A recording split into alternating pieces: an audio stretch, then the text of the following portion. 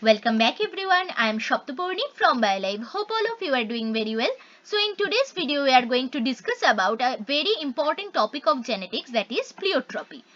So if you like my videos, don't forget to hit the like button and share it with your friends, and don't forget to subscribe to my channel if you are new to my channel. Okay. So without delay, let's get started. See, in case of Mendelian genetics, we have learned that one gene is responsible for only one phenotype or one character or trait. Okay. For example, the T gene is responsible only for height in pea plants. Okay. They are not responsible for more than one phenotype in pea plant. Whereas pleiotropy says that one gene may affect more than one phenotypic expression or character or traits. Okay. So in case of pleiotropy, we can see one gene or a single mutation in that particular gene may affect more than one phenotype or more than one characters. Okay. So let's understand this with some example. First of all, see, in Drosophila, we can see there is a gene known as white gene.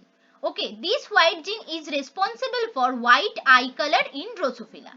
Along with that, this white gene also influences the structure of sperm storing organs in the Drosophila female or the spermatheca. Okay, so this white gene is doing two functions. One is that it is dictating the white eye color in Drosophila. Along with that, it is also influencing the spermatheca in female Drosophila. Okay, influencing the structure of spermatheca or sperm storing organs in female Drosophila. So white gene is affecting two phenotypes here. So white gene is a pleiotropic gene, and this phenomenon is known as pleiotropy. Okay. Second example is in case of phenylketonuria. We know that in normal condition, the phenylalanine amino acid gets converted into tyrosine amino acid by an enzyme known as PAH enzyme. The full form of PAH enzyme is phenylalanine hydroxylase. Okay. Now this phenylalanine hydroxylase enzyme is encoded by PAH gene. Okay, got it. Now this tyrosine helps mainly in melanin production. This is the normal condition. Now, in case of mutation, what occurs? See, if this PAH gene gets mutated, then obviously there will be no functionally active PAH enzyme will be there. Okay. And as a result, due to lack of PAH enzyme, phenylalanine cannot get converted into tyrosine. So, this conversion process will be inhibited. Okay. As a result, tyrosine will not form, or very less amount of tyrosine will be formed, and as a result very less amount of melanin will be formed. Okay. So due to formation of less amount of melanin, the skin color, the hair color will get lighter. Okay. On the other hand, as the phenylalanine is now not getting converted into tyrosine, so phenylalanine amount will be increased in our body. So there will be a phenylalanine build-up in our body. And you have to remember that phenylalanine is not so good for our body. It is very toxic for our brain. So it will affect our brain and mental retardation may occur. It can also affect our excretory system, and it can also damage our excretory system. And as a result, you can see the single mutation in PAH gene is affecting three phenotypes here. One is that lightening of skin and hair color, then affecting the brain cells, okay, and causing mental retardation, then affecting the kidneys, okay, excretory system. So overall, it is causing phenylketonuria and it is affecting more than one phenotypes here. Okay, so single gene is affecting or influencing more than one phenotypes here. So PAH gene is a pleiotropic gene, and this phenomenon is a pleiotropy. Okay. The third example is in sickle cell anemia. We know that our hemoglobin is composed of heme and globin protein. Now this globin protein has two alpha chain and two beta polypeptide chains. Okay. Now these beta polypeptide chains are encoded by beta alleles. Okay. And the normal beta allele or wild type beta allele is denoted as beta A. Got it? And the sickle shaped or mutant beta allele is denoted as beta S.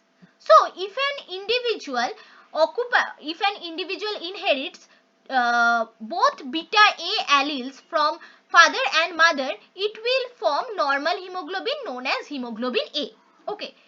If an individual inherit one beta A allele and another beta S allele, then it will be a carrier. Okay, and they will call that they have sickle cell trait. Okay, though they do not have sickle cell anemia, but they have sickle cell trait. That means 50% of their hemoglobin will be of normal type, that is HbA, whereas 50% of their hemoglobin will be of sickle cell shape type, that is HbS. Okay, and we will see that there is a special condition here. We will see that in a little bit. Okay, so they will be carrier. Now, if an individual inherits both beta S alleles from their father and mother, then they will show deformed hemoglobin, that is the HbAs hemoglobin. Okay, and as a result, sickle cell anemia will occur in them.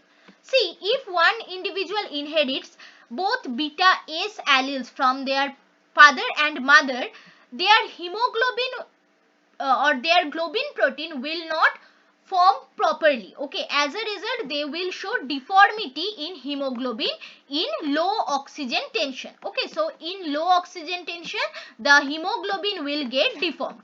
Now, this deformed hemoglobin has obviously less carrying capacity of oxygen, and they has a property that leads to the sickling of RBC. Okay, what is sickling of RBC? See, the normal shape of RBC is like a biconcave disc. Okay, but when the deformed hemoglobin attached to this RBC, the RBC becomes sickled in shape and becomes very rigid. Okay, becomes very rigid and sickle shape, and they becomes very less prone to oxygen. Okay, so their oxygen carrying capacity also decreases. So as a result, obviously tissues get devoid of oxygen and anemia may occur. Along with anemia, many other phenotypic expression may also be seen, because as oxygen is is delivered in very less amount to the tissues, overall physiological problems will be seen here. Okay, so many phenotypes are getting changed here due to the mutation in the beta gene. Okay, now see how does this mutation occurs in the genetic level. Okay, see here, this is the normal DNA, the DNA of a normal person, and this is the DNA of a sickle cell anemic person. See here, the double-stranded DNA carries here GAG and CTC, whereas here the A is getting mutated to T. So here a transversion is occurring. So obviously in complementary base pair, we can now see instead of T there is A. Okay. Now you have to remember that this strand and this strand is the same strand. Okay. So from same strand, obviously mRNA will be formed. So in case of normal individual, we can see from this same strand what mRNA will form. Obviously GAG mRNA will be formed. Okay, here GAG base will be there. But in case of sickle cell anemia, from CAC there will be GUG. So here you can also see the change of A to U. Okay, got it. Now this GAG encodes glutamate amino acid in the beta chain. Okay, and it is the 6th amino acid in the beta chain. But instead of GAG, when GUG is there, this glutamate gets converted to valine, because this GUG encodes valine amino acid. So in this beta polypeptide chain, instead of glutamate, you will find valine amino acid at the 6th position, 6th amino acid position. Okay, and this valine amino acid in the 6th position of the beta polypeptide chain leads to the deformation of the hemoglobin in low oxygen tension and formation of hemoglobin S here. Okay, and as a result, this hemoglobin S also leads to the sickling of the RBC. So it is affecting, see here, two phenotypes. One is deformity of hemoglobin and then sickling of RBC, and then deformity of hemoglobin and sickling of RBC all together leads to various physiological problems in our body, like anemia, then like immunity depression, okay, like suppression of immunity, like those things, okay, and overall physiological problems due to less oxygen supply to our tissues, okay. So that is how a single change in the DNA or a point mutation in the DNA is affecting so many phenotypes in our body in case of sickle cell anemia, okay. So obviously this is a condition of, this is a phenomenon of pleiotropy here, okay. And another thing you must remember here, that another important thing, that is in case of heterozygous condition, heterozygotes who carries normal beta allele, okay, and another sickled beta allele or mutant beta allele, they show sickle cell trait and they are the carriers, obviously. So in these persons you can see that they are resistant to malaria, okay.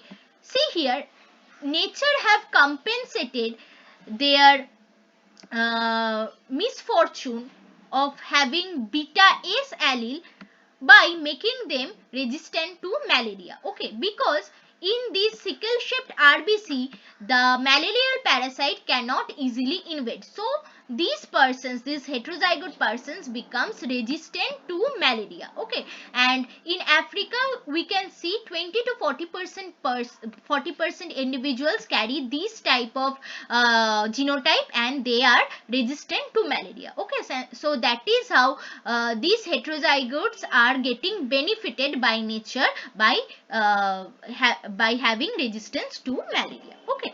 So this is all about pleiotropy and their examples. Those are important for your exam perspective, okay. So I hope this video is very useful to you, and if you find this video useful, don't forget to hit the like button and share it with your friends, and don't forget to subscribe to my channel for more such videos. Thanks for watching and happy learning.